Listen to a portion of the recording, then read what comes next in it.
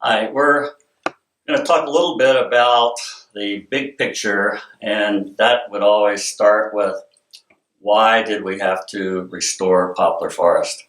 To begin with, Poplar Forest is probably the most unknown Jefferson site in his time and in our time because the house was lived in until 1979.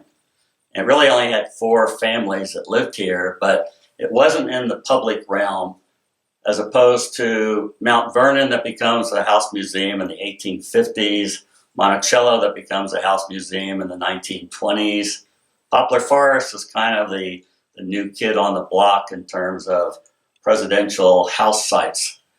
And what we started with in 1989 was a house that sort of looked Jeffersonian, but not quite. And we weren't sure which features of the house were original and which were later.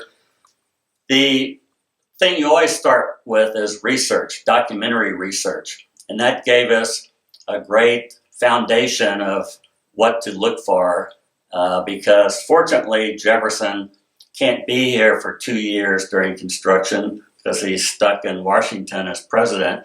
And he has to write these letters that go back and forth that describe what he wants to do, and then the workers describe what they actually did. So here's a photo of what the house looks like around 1900. And it looks very different from what you see today that's been restored. You see windows have been bricked up. There's no pediment, there's no balustrade, there's no Chinese railing. It just looks like an old farmhouse. And that's what happened after Jefferson's time. His grandson lives here for 5 years, doesn't really make any changes. The next family, the Cobbs and the Hutter family, who are here from 1828 to 1946, make major changes in 1846. And that's because the house burns in a fire. And what they had bought from Jefferson's grandson was a very modern, idiosyncratic house that Jefferson built as his dream house. What the later people wanted was a good old farmhouse. And so they did some strange things like bricking up 8 windows, getting rid of the skylight from the middle room, putting in walls, taking out walls. They were making it into a more conventional house. And when they trimmed it out in 1846, it was a different style. It was Greek revival, whereas Jefferson was all for Roman revival and Roman Renaissance revival details.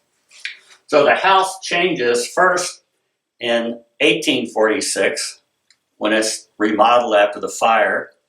And then the final family, in 1946, 100 years later, the Watts family, they take the very altered farmhouse and they want to turn it into a country house.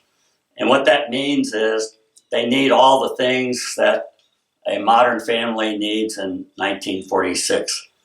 So they put in 5 bathrooms, a major modern kitchen. They put in mechanical systems. They put in dressing rooms. They do all the things that somebody would be putting into a 1946 house. So 2 big changes, 1840s, 1940s. And so that's where we come into the picture of looking at this house in 1989. It was actually rescued in 1983, but the restoration work didn't start until 1989. And the question is, where's Jefferson in this picture? And fortunately, because of the board of directors' attitude at the time, they wanted to make this the best restoration project they could. They didn't know what that meant. Some people in the beginning thought it was a 2-year project, but very quickly they realized the professional decisions and recommendations were for a very slow, deliberate, ideal project. So we can go now and take a look at what some of those things are that form the foundations of a project like this.